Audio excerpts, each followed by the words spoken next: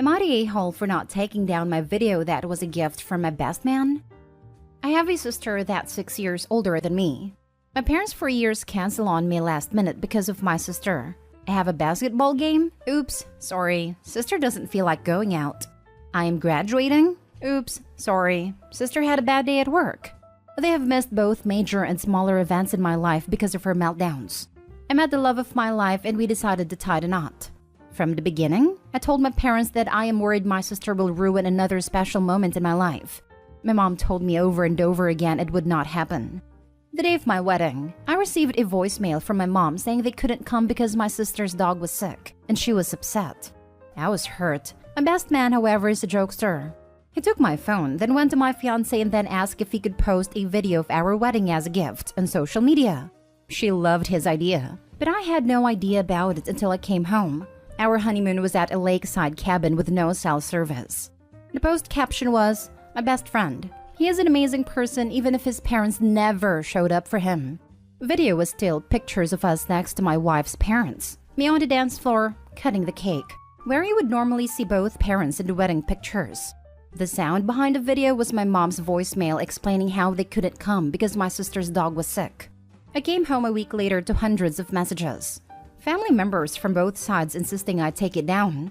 I was told my sister hasn't stopped crying and my mom is refusing to leave the house. I may be the a-hole here, but I didn't take it down when I got my messages. I didn't call my family back right away. I waited until my vacation time was over at work and enjoyed my time with my wife in our new home before I contacted anyone. My dad told me to take down the video saying it was just a bad night for them, that they will make it up to me and my wife for not coming. My reply was, "Exactly how do you plan to make up my wedding? It's a once-in-a-lifetime thing. You choose to ignore my feeling on the whole matter." Then he just repeated that he will make it up to me. So I told him I would take down the video only when he made up missing my wedding. Flustered, we both hung up the phone before we both said things we shouldn't have. Am I the a-hole here? I could have just taken down the video. Now for the top comments. Not the a-hole. The truth hurts sometimes and your parents and sister just got whammied. Your friend is awesome. Please leave the video up. This. Your friend didn't manipulate their words. Your parents would have nothing to cry about if they hadn't done anything wrong. They skipped your wedding with one seriously pathetic excuse. Let them feel the effects of that. Your friend is the true MVP in this story. OP, keep that video up until the end of time. Your parents need to be reminded just how much they failed you and favored your sister. Your family doesn't like it. Lucky for you, you just married into a new one. Not the a-hole. Oh, not only would I leave it up, but would start a YouTube channel and add to it. You know, when you post holiday pictures with your mom speaking over it with, "Sorry, we can't make it. Sissy has a pimple." Or when you post baby pictures with mom/dad saying, "Sorry, but Sissy is having a bad hair day." Post links here, Facebook, Twitter. Monetize it to make a nice nest egg and enjoy your life sissy-free. Not the a-hole. They were finally called out on their blatant favoritism and they obviously didn't take it well. I'd hold off inviting them anywhere or to anything, OP, at least for a while. Don't make them your first priority when you clearly aren't theirs. Focus on your new wife and your absolutely awesome friend. They both sound like keepers. To be honest, my parents missing my wedding because my sister's dog was sick and she was sad would probably be no contact worthy for me. Especially if my sister was 6 years older than me. If she was 4 and the family pet was dying, it may be understandable. But a grown woman needing both her parents to be consoled because her dog wasn't well? Jesus. Blatant golden child/black sheep BS going on there. Daughter gets pandered and spoiled since her birth, to the point of her taking it absolutely for granted. Son gets neglected and emotionally mistreated, to the point of him knowing better than to expect anything from his parents at all. Next story. Am I the a-hole for telling my sister to adopt kids if she wants them so much? My 35 female sister Hannah, 28 female, went through a horrible divorce in 2021 and lost her home. I let her live with me for 2 years so she could save some money for a new home. I'm a single mother of 2 girls, 9 and 4. We had more than enough space for one more person, so we were happy to have her. She helps around the house, pays some of the bills, even though I told her she doesn't need to, and is generally sweet. My daughters love her too. She works part-time, and since she spends many hours at home, she willingly took up the role of a babysitter so I wouldn't have to pay for a nanny/daycare anymore. Of course, I was happy with this. On to the issue. I'm glad she takes such good care of my daughter, but sometimes I think she takes it too far. She started asking to tag along to school events for my eldest, which wasn't a problem until she started introducing my kids as hers. I talked to her about it and told her it's confusing for teachers if they have contradicting information about who my kids' parents are. She stopped, but only for a while until I learned my new neighbors think she's my kid's mom. I was floored yesterday when my youngest called her mommy in my presence. I asked Hannah what was going on and brushed it off, saying toddlers often look at random women and say mama, or random men and say dada. I instantly knew that was a lie because my daughter has never called anyone else mommy. While I was helping my eldest with homework, she told me her sister only calls Hannah mommy because Hannah told them to call her that in public, and she was scared to tell me because Aunt Hannah will get mad. I was furious. I confronted her immediately, and her response is along the lines of, "You should be happy I treat them well enough for them to see me as a second mother. You girls are happy to have a second mom as well, and I just love kids." I was fuming, and in the heat of the argument, I told her if she wants kids so much, she should adopt some of her own. I admit this was mean since she can't have kids, and it was part of what caused her divorce, and my family has been calling and texting and calling me cruel for what I said. But I also feel she needed to hear this. Am I the a-hole? Not the a-hole. I've said it before on this sub, and I'll say it again. A family member on my boyfriend's side was like this with our daughter. The end result? She called the cops on me and tried to have my daughter removed and given to her. Nip it in the bud now, because Aunt Hannah's acting very weird. Not the a-hole for reasons like this. Though she isn't a grandparent, if you end up kicking her out, the closer your sister is to them, she could end up trying to file some demand for visitation like a grandparent's right suit. She has crossed a line and clearly thinks she has done absolutely nothing wrong. Get her out before she gets enmeshed enough that a court thinks it is in the best interest of the children for her to have access to them. Not the a-hole, and kick her out. She told Opie's kids to keep a secret from Opie or else she'd get mad at the kids. Even without the secrets being "you must call me mom," that's enough reason to not want her around the kids. Yes, the secret part freaked me out big time. Incredibly worrisome. I think sister needs to see a therapist about some stuff. It's terrible that she can't conceive, plus adding on the divorce to her mental load might have made her crack a bit. Until then, I'd go low contact at least because that behavior is crazy. Not the a-hole OP. Next story. Am I the a-hole for siding with my mom over my wife and telling my wife it was her fault for putting me on the spot? My wife and I try to always side with each other in public, and if there's an issue, talk it out in private. So maybe I messed up here. My mom lives an 8-hour plane ride away, so if she is going to visit, it is going to be for at least 4 to 5 days to make it worth it. My mom is the one who moved, and my wife made it clear when she moved that she needs to be the one to come to us as she made a choice to move, doesn't have small kids, and has the ability to work when she wants with no set schedule. My mom rolled her eyes, but agreed. My wife also told me that we would not be altering our lives to revolve around my mom. While she's welcome to visit, we will not use up our limited vacation time which we want to use to do things with our kids, and it isn't our job to entertain her. I felt weird about it, but agreed. My mom visited one time, 3 years ago. We went to work as normal and she was alone in the house during the day.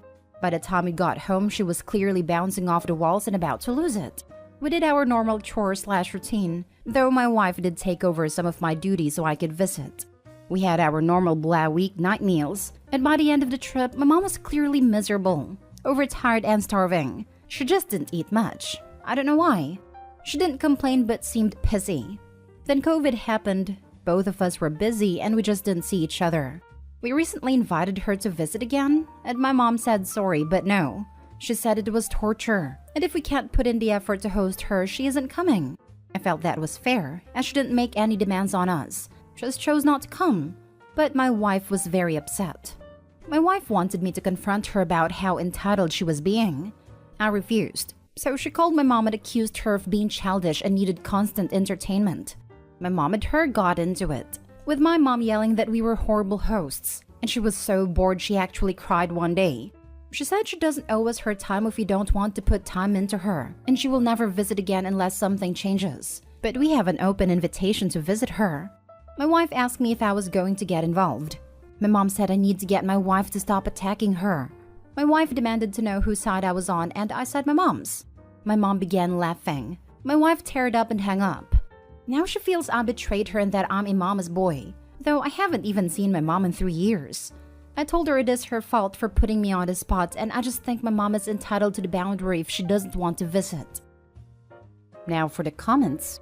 I mean, if you want to plan things and host your mom with activities and great meals, what is stopping you? It seems to me like your wife doesn't want to be expected to drop all her responsibilities to plan, prepare, and be the host, a role that women have been conditioned to take automatically. I would also guess that your wife may feel daunted by what hosting usually means for her. Personal time off? Sure, but also planning activities, reservations and meals, cleaning and setting up guest room, cooking/grocery shopping, ensuring the kids have the right balance of grandparent time, educational time, downtime, etc. That's stressful. If you want your mom to come, have a conversation with your wife about how to ensure you can be welcoming and gracious hosts without overburdening your wife, meaning you take on more of these responsibilities because it's your mom. His wife. She runs Opie's life. We will never take the kids to visit your mother. We won't be taking any PTO during your mother's visits. We won't in any way alter our daily routines and will behave as if your mother isn't here. Now that your mother's feelings have been hurt by my design, I will yell at her for having those feelings and taking steps to avoid a repeat. I will rub salt in the wound by instructing you to tell her that you agree with me. I don't know. I think there's more to the story. Clearly, the wife and mother-in-law don't have a good relationship, so there must be background as to why wife is being like this. If my mother-in-law moved away, I'd likely have the same restrictions in place. I'm not very confrontational, so it may not come across the same way, etc. But my mother-in-law is awful to me. She doesn't respect my boundaries or the ones I've set for my daughter. She has made racist comments about my appearance for years, and that's not something I'm comfortable existing around on a frequent basis. I'm also not going to go out of my way to go visit someone who makes me uncomfortable and feel less than. I think the situation was handled poorly and that there isn't one particular person that's at fault here, but Opie is definitely an a-hole. All of his mother's complaints are ones he could have solved if he wanted to, rather than shift the blame onto his wife. Everyone sucks here.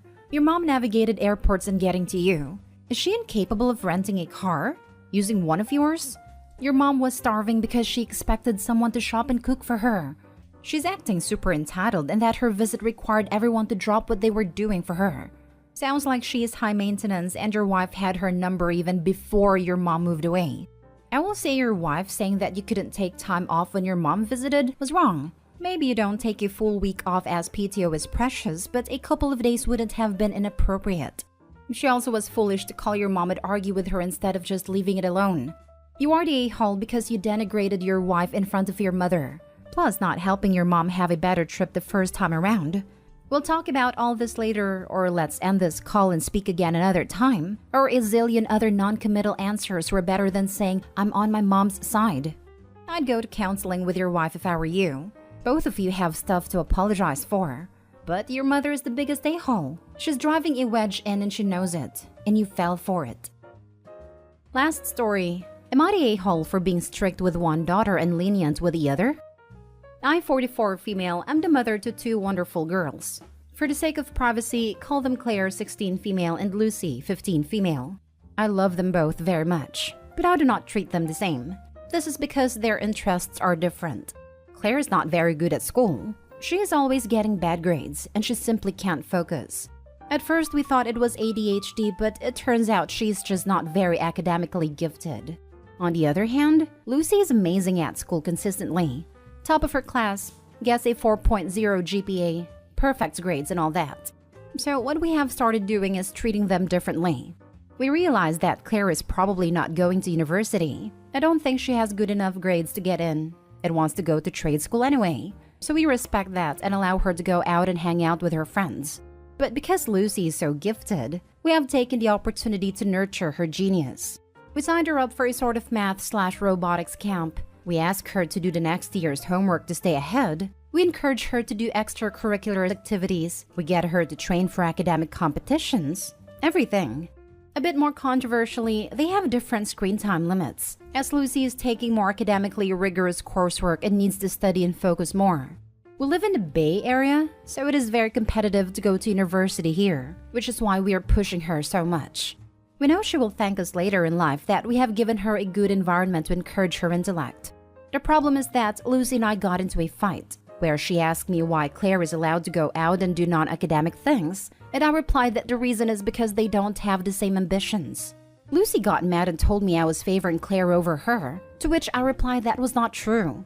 Truth be told, I love both of them equally and I want the best for both of them. But realistically, if Lucy doesn't spend her time preparing college apps, doing extracurriculars and using her intellect, she's wasting it. While Claire doesn't need to spend as much time on her future as there is much less uncertainty. I feel bad, and while I know I'm doing the right thing, at a core I feel like there might be something wrong with the way we have approached Lucy's education. Am I the a-hole? Edit, people are accusing me of abandoning Claire. Claire knows and agrees with this arrangement, as I have looked into options for community college or trade school with her. Her GPA is not good enough for any university, and she knows it. I am in no way insulting her. She is very much aware of her situation. She is very pragmatic and responsible. No. Giving up on one daughter while micromanaging and pushing another is not treating them fairly.